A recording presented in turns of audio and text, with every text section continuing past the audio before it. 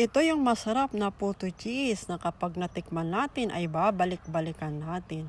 Pwedeng pang merienda, pang almusal o pang snack. 4 cups all-purpose flour tong gamit ko guys. Tapos strain natin. Good morning guys! Luluto tayo ngayon ng masarap na puto. At ito na-strain ko na 4 cups na all-purpose flour. Set aside muna natin. Tapos start na tayo. And please follow me at my YouTube channel at Mama Lors TV. Thank you! In a bowl, maglagay na tayo ng 2 cups white sugar. Then 2 cups evap milk. And after, 2 cups water naman. After, 1 tablespoon vanilla naman. And then, 3 medium eggs. Dinirect ko na yung pag-crack ng eggs kasi okay naman yung eggs. Bagong bili ito eh. And then, 1/2 cup melted butter. Tapos mix natin all together. Kapag ganito na ang mixture, ilagay na natin yung 4 cups na all-purpose flour. Na-strain ko na to kanina guys. Ilagay na natin. Tapos i-mix din natin. I-mix lang natin ng ganito. Huwag lang over-mix. Basta yung tama lang na mix. Kasi ano pa natin ito mamaya. I-strain pa natin ito mamaya. Itong mixture ay okay na guys. Then, isalin uli natin to sa malinis sa bowl, strain natin ito. Ganito dapat gaya ang mixture, hindi masyado malapot, hindi rin masyado malabnaw.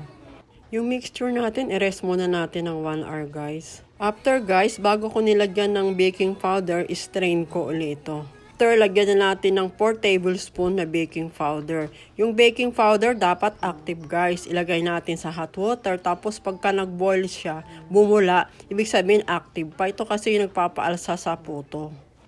Tapos haluin lang natin guys. At i-rest uli natin to ng 15 minutes.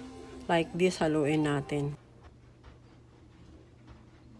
Yung tubig sa steamer, mga almost 1/2 lot, tapos pakuluin natin. Kapag kumukulo na yung water, ilagay natin yung steamer. Ilagay ko na rin yung puto sa molder. Wag natin masyadong punuin yung molder kasi aalsa pa yung puto. Tapos lagyan natin yung tela, yung cover, para hindi malagyan ng tubig yung puto habang niluluto natin. After 30 minutes guys, check natin kung okay na. Ito toothpick check natin. Kapag wala nang dumikit, sabihin okay na. Lagyan din natin ito ng cheese sa ibabaw para masarap. Tapos takpan uli natin. Natin ko pala ito guys sa dalawa. Yung kalahati may ubi flavoring. Yung kalahati vanilla lang. Same procedure din guys ang pagluluto nito. Ito rin guys 30 minutes din. Then check nyo din kung okay na. Tapos takpan nyo uli. Lagyan nyo din uli ng cheese.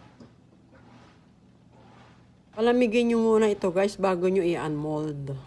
And after ito ng ating masarap na puto cheese. Napakasarap nito.